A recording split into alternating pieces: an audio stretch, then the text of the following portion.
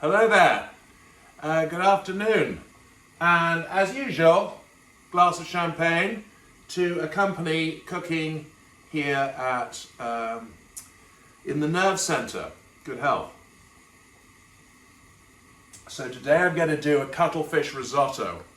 I'm going to show you the veg that I've chopped up, some onions, celery, leek, and also spring onion.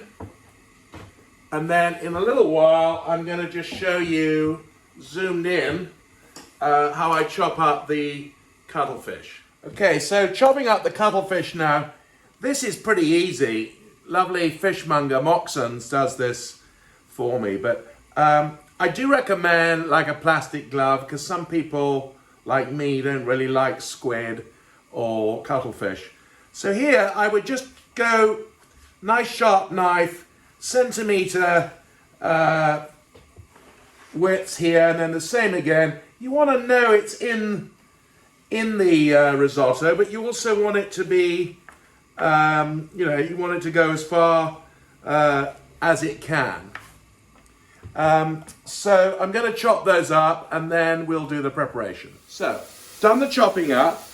Here is the delicious cuttlefish, the ink, which we'll look at later.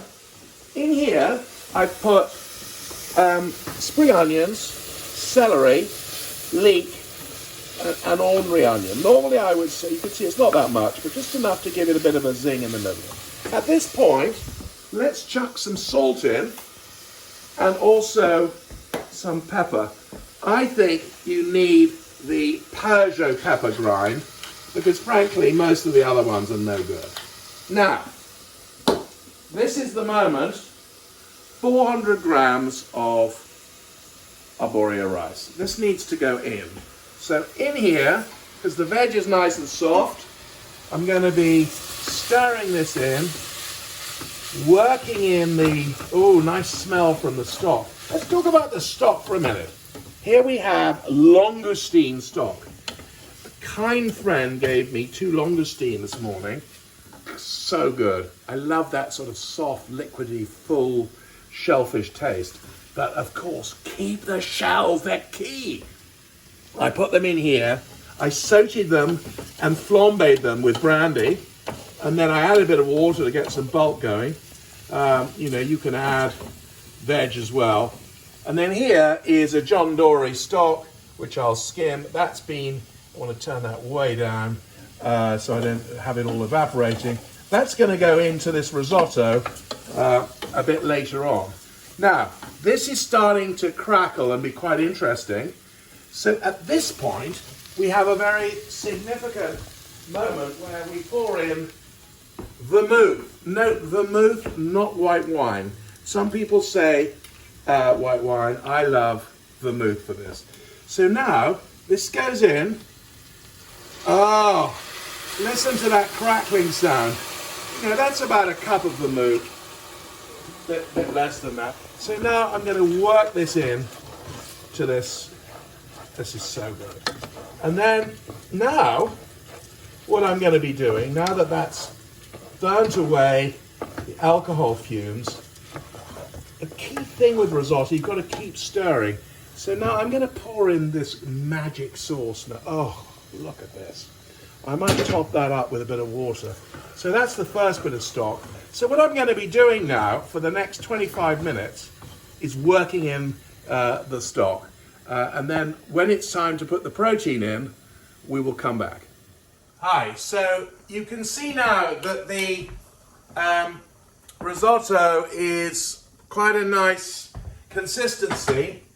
What you need to remember to do is always to try a little bit of the rice. Is it not too crunchy? I've just tried it. It seems like it's ready now to put in the fish. So I'm going to put in cod cheeks.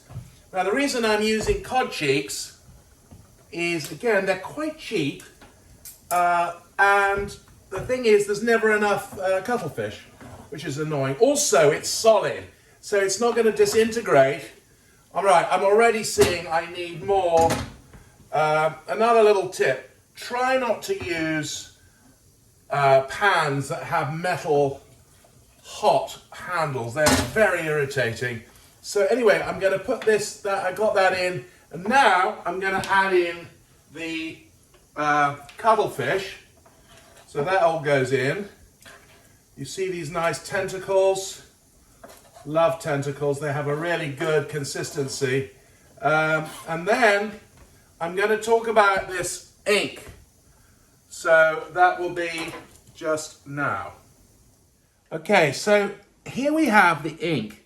So they are these little sacks here.